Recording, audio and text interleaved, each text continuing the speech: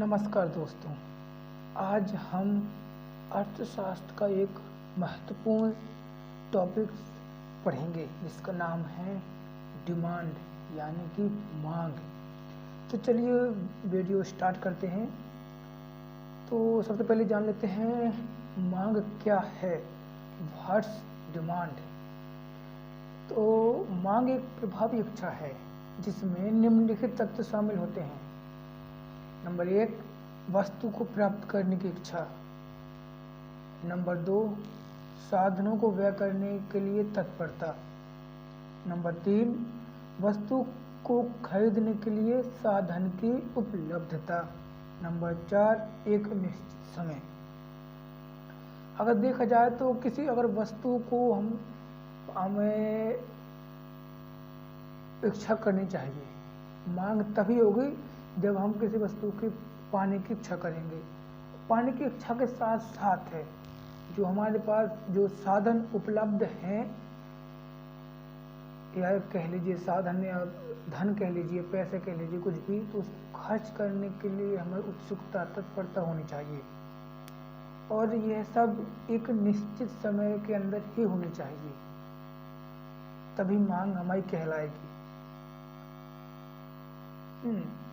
तो मांग की परिभाषा जान लेते हैं कि दिए गए समय में, किसी दिए गए समय में निर्धारित मूल्य पर कोई उपभोक्ता बाजार में किस वस्तु की जो मात्रा खरीदता है उसे वस्तु की मांग कहते हैं। सरल भाषा में कहें तो किसी उपभोक्ता द्वारा, जैसे कोई उपभोक्ता है वो एक निश्चित समय में वस्तु के दिए गए मूल्य पर उस वस्तु को खरीदता है तो उसे उस वस्तु की मांग कहेंगे। जैसे हम मार्केट जाते हैं तो जैसे हम फल की दुकान पर जाते हैं तो वो फल की जो उसमें जो फल होते हैं उसकी जो कीमत होती है, जब हम उस कीमत पर उसको खरीद लेते हैं तो वह उस वस्तु की मांग हो जाती है। ठीक है। और जो हमारे प्रोफेसर वेन हम जो अर्थशास्त्री हैं उन्होंने अपने अनुसार मांग की परिभाषा दी है। इसे भी जान लेते हैं कि किसी दिए हुए मूल्य पर किसी वस्तु की मांग है उस वस्तु की वह मात्रा जो उस कीमत पर निश्चित समय में खरीदता है। हालांकि उन्होंने भी वही कहा है कि जैसे कोई मूल्य दिया हुआ है, किसी वस्तु को मूल्य दिया हुआ है तो उस वस्तु को हम जब किसी वस्तु को मूल्य दिया है तो उस मूल्य पर हम उस वस्तु को खरीदते हैं तो उसकी मांग हो जाती है।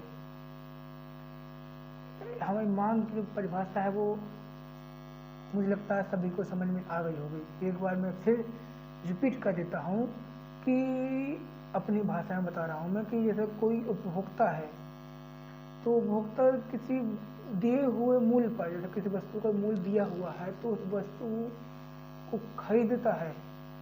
किसी दिए हुए मूल्य पर वो किसी वस्तु की जो मात्रा खरीदता है, जो विभिन्न जो मात्रा क्वांटिटी खरीदता है उसे वस्तु की मांग कहेंगे। ठीक है। अब समझ लेते हैं मांग के प्रकार। तो सबसे पहले मांग के प्रकार में सबसे पहले आता है मूल्य या कीमत मांग।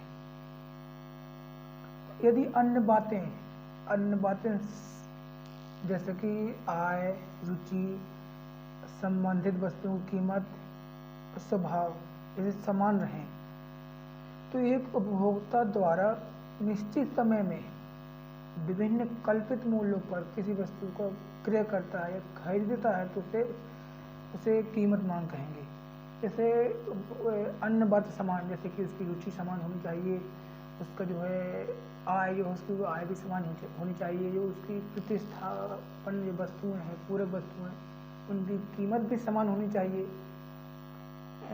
और जब इन सभी के समान रहते हुए जब उपभोक्ता जो है एक निश्चित समय में, ध्यान रखना जब मांग होगी तो एक निश्चित समय में ही होगी, इधर मांग नहीं कहलाएगी।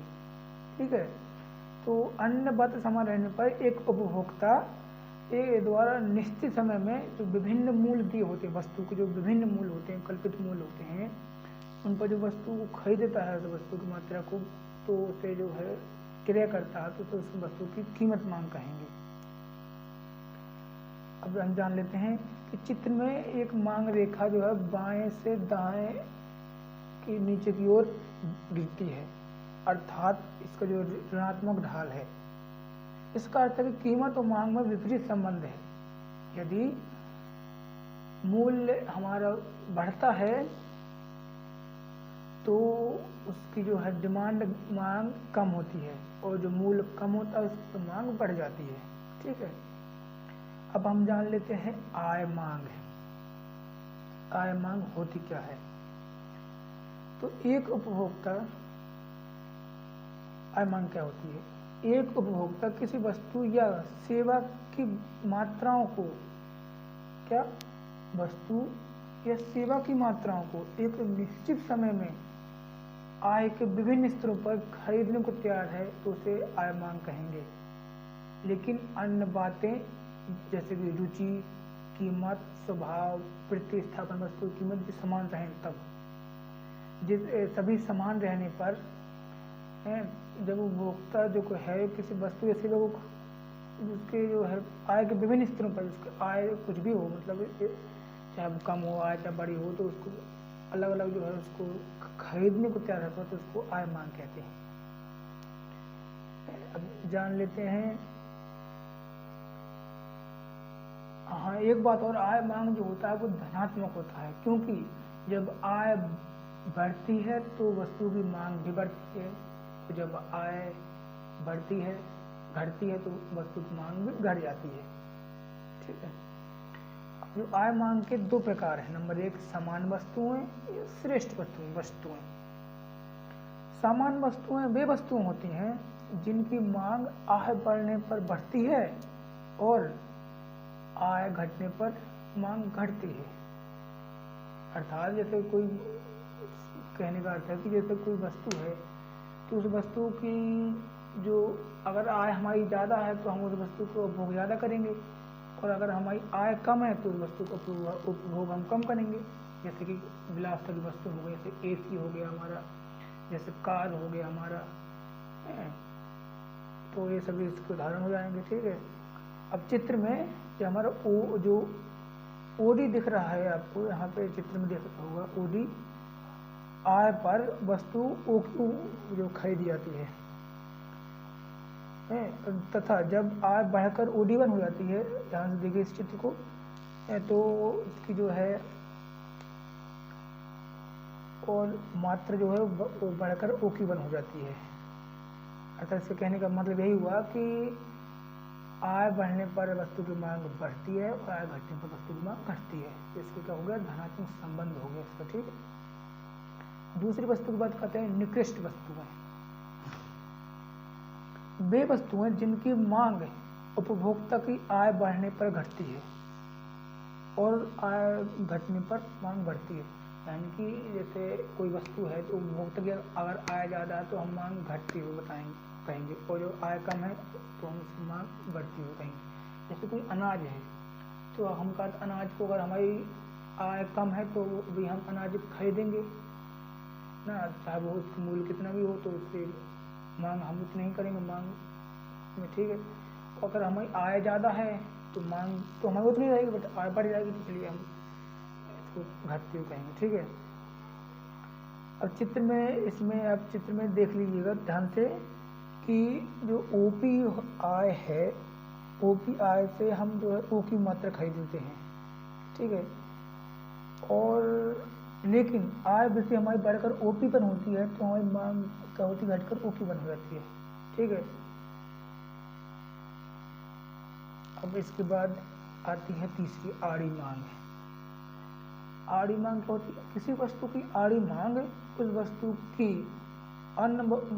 उन मात्राओं को बताती है, किस वस्तु की आड़ी मांग है उस वस्तु की उन मात्राओं को बताती है जो कि एक उपभोक्ता उससे संबंधित किसी वस्तु के विभिन्न मूल्यों पर खरीदने को तैयार है, और तथा अन्य बातें समान रहे, जैसे कि हमारी आय, कीमत, रुचि, स्वभाव, ये सब समान रहने पर जब कोई उपभोक्ता जो है किसी वस्तु से संबंधित किसी अन्य वस्तु, जैसे कोई वस्तु से संबंधित अन्य वस्तुओं की विभिन्न मात्राओं को खरीदता है तो उसे आड़ी मांग कहेंगे।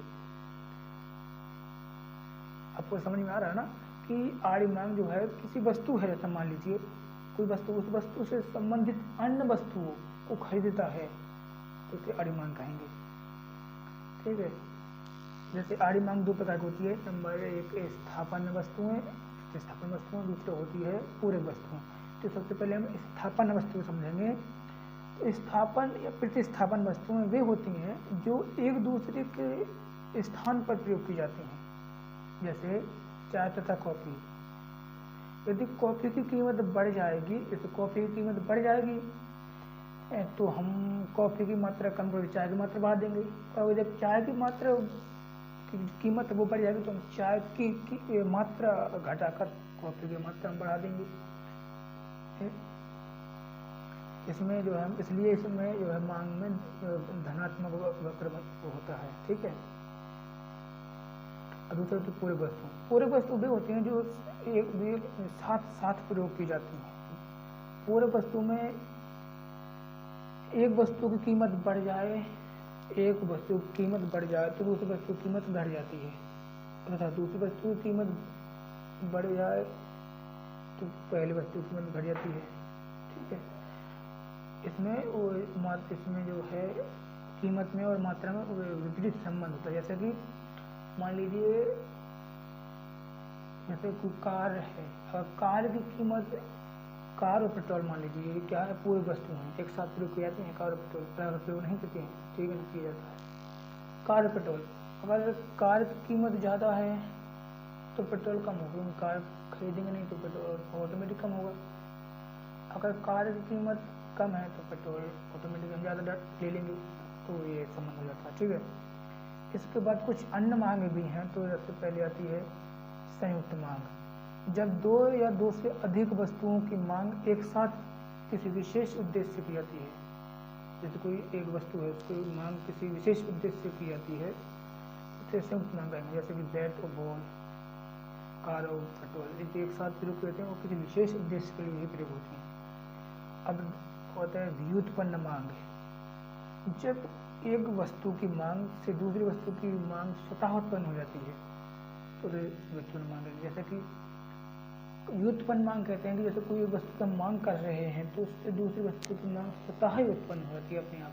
जैसे कि हम कहीं जाना है, हमें जाना है कहीं, तो उससे देखो जाना हमारे एक हो गया, और उससे जाने के लिए हमें साधन चाहिए, उसकी मांग अपने आप उत्पन्न हो रही है ना। तो कोई सामान है, सामान की हमने मांग की तो उसको सामान एक जगह से दूसरी जगह ले जाने के लिए साधन की आवश्यकता हुई ना, या व्युत्पन्न मांग हो गई। तो ये होता है सामूहिक या मिश्रित मांग है। जब एक वस्तु की मांग दो या दो से अधिक प्रयोगों के लिए की जाती है, जब कोई वस्तु भी है हमारी एक दो या दो से अधिक प्रयोगों के लिए होती है तो उसे सामूहिक मांग कहेंगे। जैसे बिजली, जल, दूध, डीजल, कोयला, ये हम एक से अधिक उद्देश्य के लिए करते हैं प्रयोग। तो आज का हमारे जो चैप्टर जो है मांग और मांग किस प्रकार समाप्त हुई, और हम अगले वीडियो में जानेंगे कि मांग को प्रभावित करने वाले तत्व कौन कौन से होते हैं और मांग का नियम क्या है। ठीक है।